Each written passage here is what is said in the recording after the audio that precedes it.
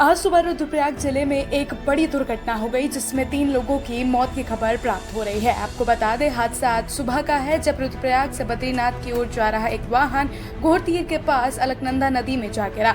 वाहन में 20 लोग सवार बताए जा रहे हैं। 7 लोगों को नदी से निकाला गया जबकि 3 लोगों की मौत की खबर सामने आ रही है। मौके पर सूचना पाकर SDRF, जल पुलिस व स्थानीय पुलिस व ITBP रेस्क्यू अभियान में जुटी हुई है।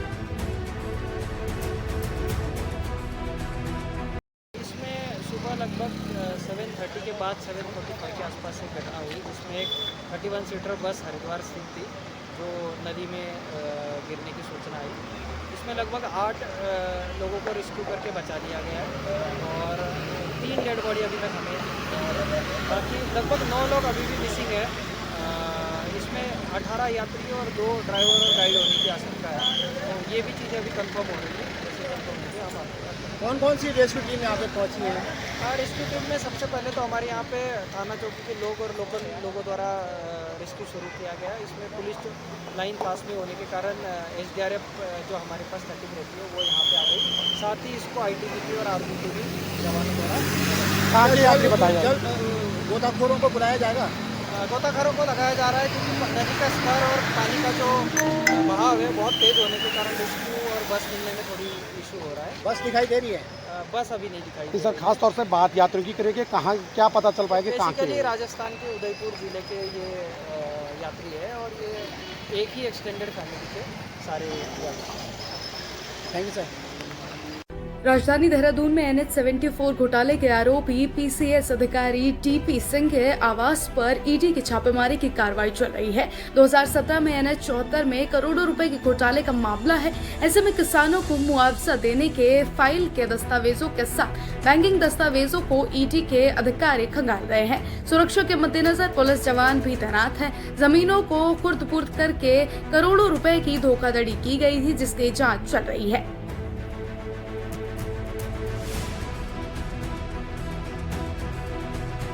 की राजधानी देहरादून में भारतीय जनता पार्टी के वरिष्ठ नेता केंद्रीय वन एवं पर्यावरण मंत्री भूपेंद्र यादव ने 1975 में लगाए गए आपदा काल को भारतीय लोकतंत्र की राजनीति के सबसे दुखद और काल अध्याय बताया।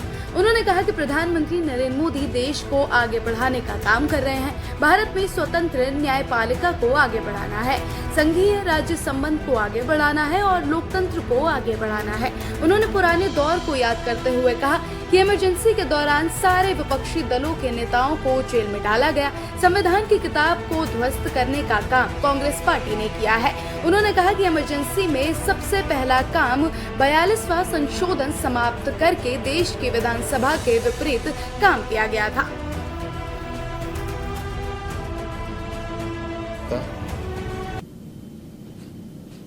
एक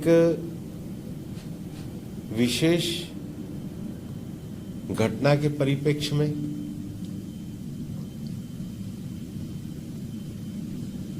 और जन भावना और लोक भावना के प्रचार और प्रसार के लिए की जा रही है। विशेष इसलिए है कि इस देश को आजादी बहुत बड़ी संख्या में हमारे क्रांतिकारियों के बलिदान से, इस देश के लोगों के संघर्ष से, तप से ये आजादी मिली थी। और इसलिए जिस आजादी के बाद जो संविधान हमें प्राप्त हुआ, उस संविधान का लक्ष्य देश में लोकतंत्र की स्थापना, भारत को गणतंत्रवादी देश के रूप में आगे बढ़ाना,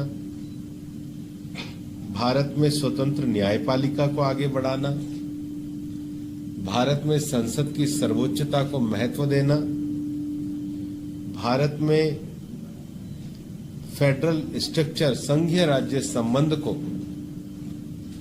मजबूती के साथ आगे बढ़ाना और इस देश को दुनिया के सबसे प्रगतिशील, उदारवादी, लोकतांत्रिक देश के रूप में आगे बढ़ाने का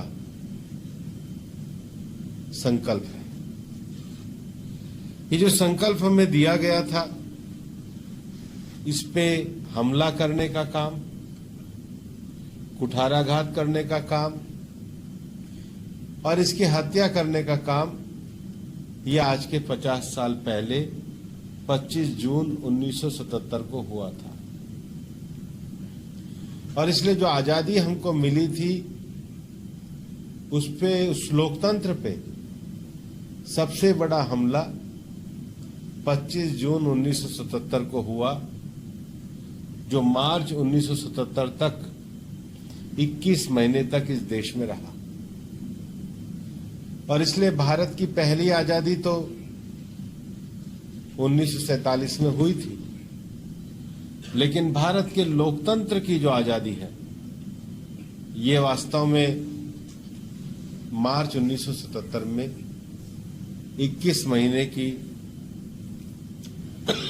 भयावह रात समाप्त होने के बाद हुई थी।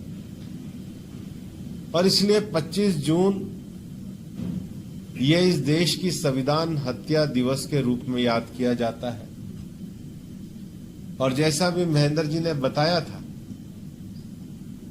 कि घटना 50 साल पहले की है, पर देश के हर नौजवान को यह जानना चाहिए कि 50 साल पहले ये जो घटना इस देश में घटी थी, उसकी पुनरावृत्ति ना हो। इसकी पृष्ठभूमि भी ऐसी है कि बांग्लादेश की लड़ाई के बाद इंदिरा गांधी जी बहुत शक्तिशाली हो गई थी। सत्ता का ऐसा अभिमान था कि उन्होंने सरकारी को ही अपना मान लिया, सरकारी अधिकारी को लगाकर अपना चुनाव लड़ा। और इसलिए इलाहाबाद उच्च न्यायालय में न्यायमूर्ति जगमोहन लाल सिन्हा ने उनके चुनाव को अवैध घोषित करा। चुनाव को जो अवैध घोषित करा, उसको उन्होंने सर्वोच्च न्यायालय में चुनौती दी और सर्वोच्च न्यायालय ने भी सांसद बनने की रहने की तो अनुमति दी, लेकिन संसद में मतदान देने से वंचित किया। नैतिकता का तकाजा तो ये था, न्यायालय के सम्मान करने की भावना तो ये होती, लोकतांत्रिक तरीका तो ये होता कि नैतिकता के आधार पर इंदिरा गांधी इस्तीफा देती, लेकिन उन्होंने इस्तीफा ना दे करके ये कहा कि देश में इंटरनल डिस्टरबेंस है। डिस्टरबेंस तो केवल उनके पद का था, उनके इलीगल चुनाव का था, न्यायालय के निर्णय का था, और उन्होंने पूरे देश में लोकतंत्र की गला घोटने का काम किया और इमरजेंसी को लागू किया। इमरजेंसी को लागू किया जाता, इतना ही काफी नहीं था, उन्होंने सारे विपक्षी दलों के नेताओं को पकड़ कर जेल में डाल दिया। जिसने आवाज उठाने की कोशिश करी, उसकी आवाज को दबाने का प्रयास किया गया।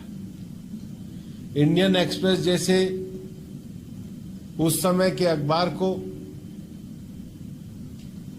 उसके संपादकीय अधिकार को छीन लिया गया। इतना ही नहीं, प्रेस पे पूरी तरह की सेंसरशिप लागू की गई, और जो ये संविधान की किताब अपने जेब में लेकर के घूमते हैं, इस संविधान की किताब को ध्वस्त करने का काम इसी कांग्रेस पार्टी ने किया है। और देश की ये जनता और देश का ये इतिहास कभी नहीं भूलेगा कि इमरजेंसी के अंतर्गत सबसे पहला काम यह किया गया कि 42वां संशोधन करके देश के संविधान की मूल भावना को समाप्त करने का प्रयास किया गया। और मैं आज ये विस्तार से अपनी सभा में भी ये बताऊंगा कि 42वां संशोधन तो केवल एक बहाना था। इंदिरा गांधी का उद्देश्य देश में सभी राजनीतिक दलों को समाप्त करके केवल एक दलीय प्रणाली और एक परिवार के शासन के मार्ग को खोलना था, जो इस देश में गांधी जी के सिद्धांतों के विपरीत था, बाबा साहब अंबेडकर के संविधान के विपरीत था, इस देश के लोगों की लोकतांत्रिक मान्यताओं के विपरीत था और संविधान के मूल ढांचे पर प्रहार करने का। हरिद्वार जिलाधिकारी मयूर दीक्षित ने बाल श्रम, बाल भिक्षावृत्ति और बाल विवाह रोकने को लेकर चल रहे कार्यों की समीक्षा की। उन्होंने कहा कि सड़क पर रहने वाले बच्चों का पता लगाकर बाल श्रम रोके। कहा कि स्कूल में बच्चों की नियमित उपस्थिति तय की जाए। जो बच्चे लगातार स्कूल न आ रहे हों, उनकी ट्रैकिंग कर बाल श्रम या भिक्षावृत्ति की स्थिति से बाहर निकाला जा सके। उन्होंने कहा कि बाल श्रम या भिक्षावृत्ति में लिप्त बच्चों को तत्काल रेस्क्यू कर विद्यालय में प्रवेश दिलाया जाए। कल हमने एक बैठक ली थी डिस्ट्रिक्ट टास्क फोर्स की, जिसमें कि जो भी बाल श्रम में जो बच्चे हमें मिलते हैं, जैसे हमारी टीम्स इंस्पेक्शन करने जाती है, तो जो बच्चे हमें मिलते हैं उसमें विधिक कार्रवाई जो भी ओनर है उसके खिलाफ तो करती हैं, लेकिन जो बच्चे हमें चाइल्ड लेबर करते हुए मिलते हैं उनका प्रॉपर रिहेबिलिटेशन हो, वो स्कूल में भर्ती हों और उनके आगे का जो करियर का पूरा प्लान बने। इस क्रम में मुख्य शिक्षा अधिकारी को बताया गया है कि जो बच्चा कारखाने में, दुकान में, ढाबे पे काम कर रहा है, उसकी पूरी एक तरीके से करियर प्लान बनाया जाए। ये इंश्योर किया जाए कि बच्चा हमेशा स्कूल जाए और उसके माता पिता और सभी लोगों की काउंसलिंग भी साथ में की जाए, ताकि आगे ऐसी जो भी प्रैक्टिस है उस पर रोकथाम हो सके।